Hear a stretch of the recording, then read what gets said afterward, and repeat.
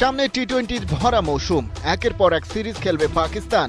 এই যখন অবস্থা, তখন পিসিবির নির্বাচকরা মিলে ওদের 3 সিনিয়র ক্রিকেটার শাহিন আফ্রিদি, বাবর আজম আর মোহাম্মদ রিজওয়ানকে ডেকে পাঠালো। বলল 20 ওভারের ফরম্যাট নিয়ে তোমাদের আর ভাবতে হবে না, আপাতত আইসিসি টেস্ট চ্যাম্পিয়নশিপ আর ওয়ানডে নিয়ে ব্যস্ত থাকলেই চলবে।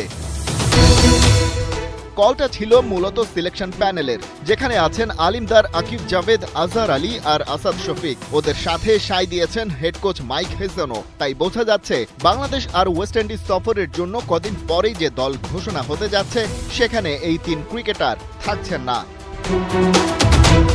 পিসিবির এক ঘনিষ্ঠ সূত্র এনডিটিভিকে জানিয়েছে, কেবল এই 2 সিরিজ নয়, সিদ্ধান্তটা দীর্ঘমেয়াদী। যদি আগামীতে খুব দরকার পড়ে, তাহলেই কেবল বোর্ড বাবর, রিজওয়ান, শাহিনের কাছে ফিরবে। তেমন পরিস্থিতি তৈরি না হলে আর কখনোই নয়। এর আগে 2 সিরিজে নিউজিল্যান্ড ও বাংলাদেশের বিপক্ষে 3 সিনিয়রের সবাইকে ড্রপ করা হয়েছে। আর সাবেক অধিনায়ক বাবরকে তো তারও আগে অস্ট্রেলিয়া, জিম্বাবুয়ে আর সাউথ আফ্রিকার বিপক্ষেও টি-20 সিরিজের দলে রাখা হয়নি।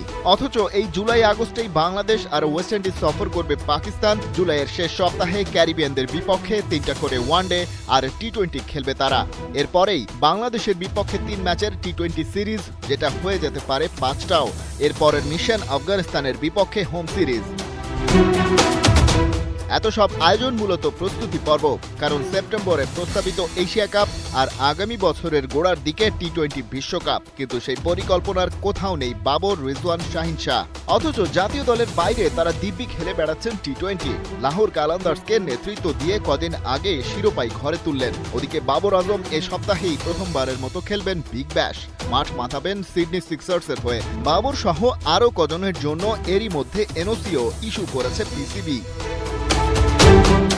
তাই প্রশ্ন উঠতেই পারে, সিনিয়র ক্রিকেটারদের লো পারফরম্যান্সের কারণেই ছেটে ফেলা হয়েছে ন্যাশনাল ডিউটি থেকে, নাকি পেছনে আছে ভিন্ন কোনো গল্প।